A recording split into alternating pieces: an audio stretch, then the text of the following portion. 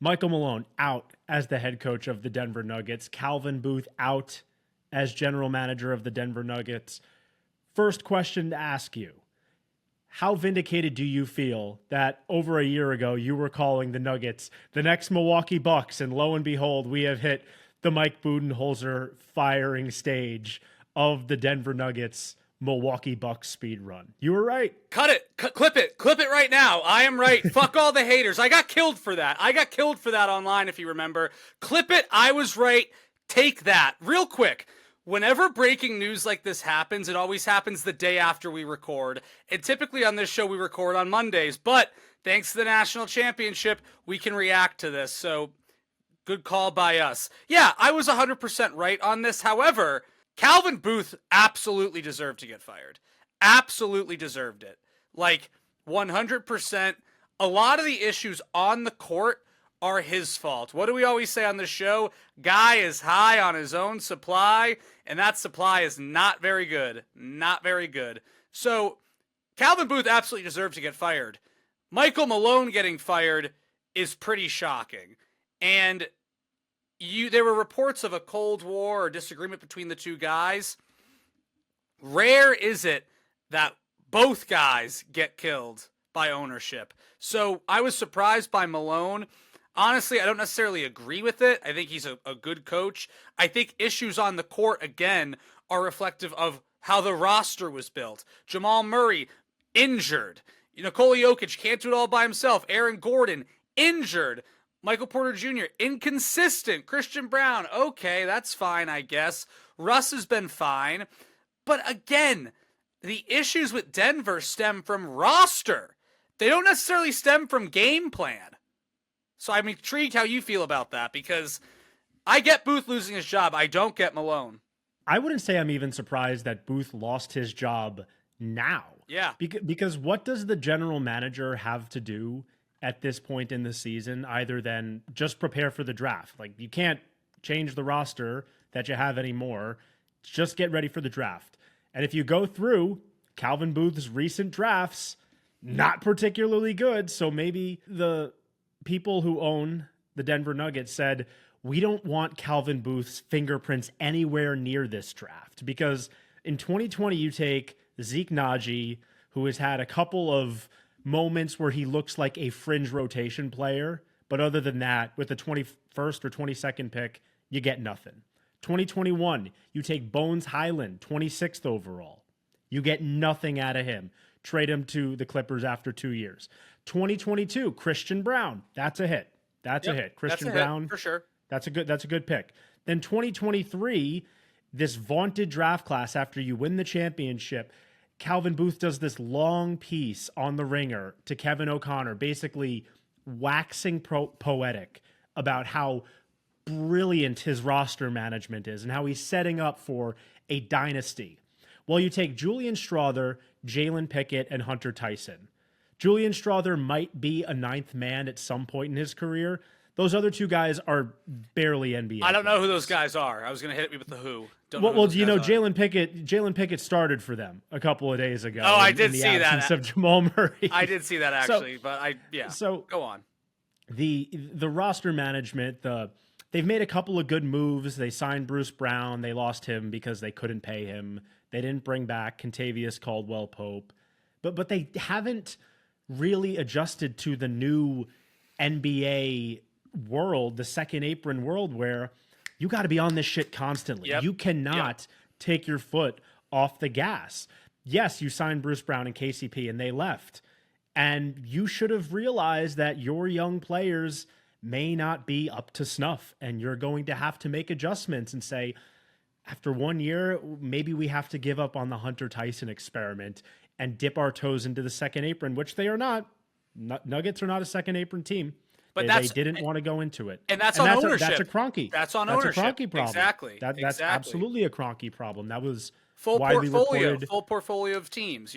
That's on the ownership group. That's a widely known thing about the KCP, the fact that they let him go. And now that's kind of turned out to not be the worst decision in the world because he's not been good at all this year in Orlando. But still, you could have used him instead of Jalen Pickett. That's Correct. certainly a better player than Jalen Pickett, Contavious Caldwell-Pope. Yeah, the Calvin Booth part of it, I think we can conclusively say he was not good at his job. Correct. The Malone part is genuinely shocking. And that was what came first. We got the Malone news 5 minutes later, then we got the Calvin Booth news. So the Malone news is he's had a couple of choice quotes over the last few days. There was the Jamal Murray thing where he was asked and he basically just kind of threw his hands up and said, well, we hope he's back for the playoffs. That's not what you want to hear. That's not what you want to hear at all. And then he said, he criticized their defensive performance. And listen, their defense has been pitiful as of late. 21st overall in the last 15 games. You don't have to be a top 5 defense to win a title like Boston was or like Golden State was a couple of years ago. You don't really even have to be a top 10 defense. You can't be a bottom 10 defense. You cannot be a bottom 10 defense and win a title, much less compete seriously for a title. So Malone, winning as coach in Nuggets history, career record of 471 and 327. When you look at that, and when you look at the fact that he's had Jokic, best player of this generation, arguably, no other All-Stars on his team. You could argue Jamal to Porter to Gordon, those guys are all 36 to 55, 58-ish best players in the NBA or something. But he hasn't exactly been gifted extraordinary rosters. And you're going to go into this playoff run with an assistant. I don't know who they named the interim head coach, but an assistant. Who are you realistically going to get this offseason that is better than Michael Malone?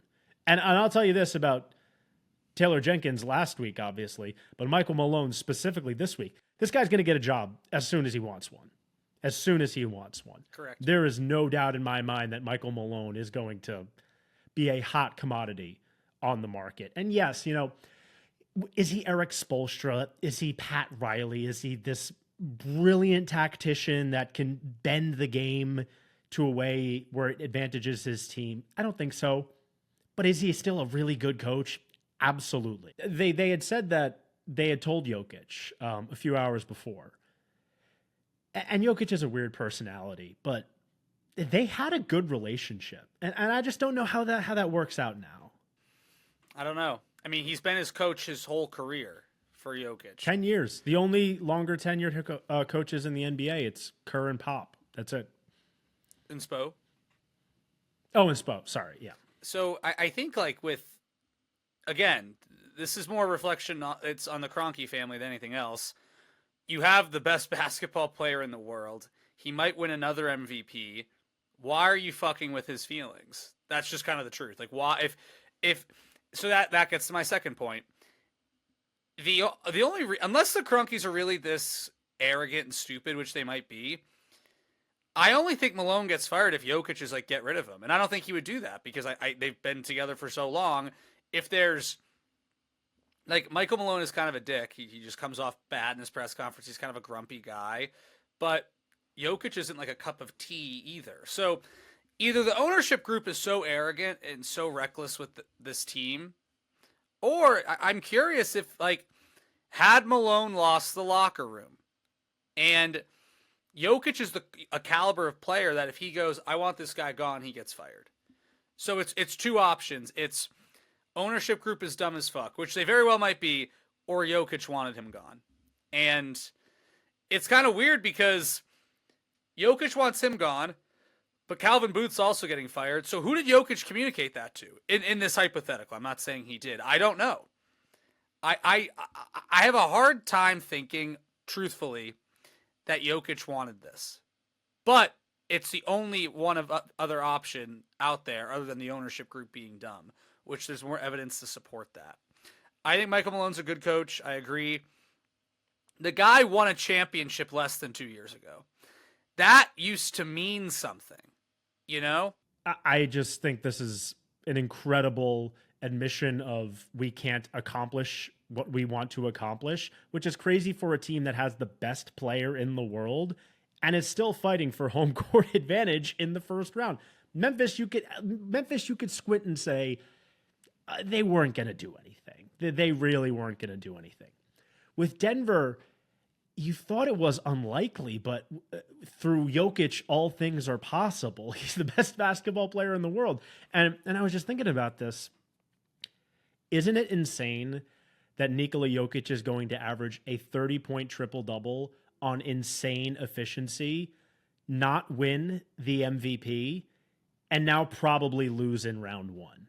What an unbelievable set of circumstances for him to have the year that he has had and probably not win the MVP and probably not get out of round one. It's a complete and total failure of this organization. If you just keep like the house steady, because again, there's just no competitive edge to do this.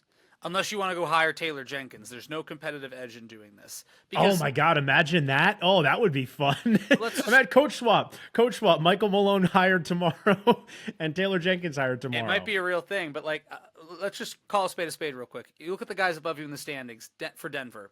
We'll talk Lakers in a second. Denver eats the Lakers' lunch. That is a fact. Eats their lunch. I know with Luka things have shifted a bit, but I would still take Denver in a series over them. Houston, for sure, take Denver in a series over Houston. Oklahoma City, I won't believe it till I see it. That's how everybody should approach that team. I would pick Denver. Clippers, Denver beats them. Golden State, Minnesota, So, in all seriousness, I would pick Oklahoma City to beat Denver, but it would be a series. So you can have these mindsets, these ideas, but why mess up what's going on now? You've lost 4 in a row, but again, you have injuries, your roster is weak. That's the thing that I'm just really struggling to wrap my head around. These feel like roster issues. The thing you talked about, Michael Porter Jr.'s contract, that is a roster issue. That's not a coaching issue. So listen, Kroenkes might just want a fresh start. Again, the son's in charge now. The son wasn't the guy holding up the Larry O'Brien trophy. It was the father. The son's in charge. Maybe he wants to go fucking Matt Ishbia mode and shake shit up. I don't know. Michael Malone should not have gotten fired, and that's the truth. These fail sons, these sons of successful fathers who are ruining everything. Stan Kroenke, by the way, just got his money by marrying a Walmart heiress. Mm-hmm. That's how he made his money. Good point. Good point.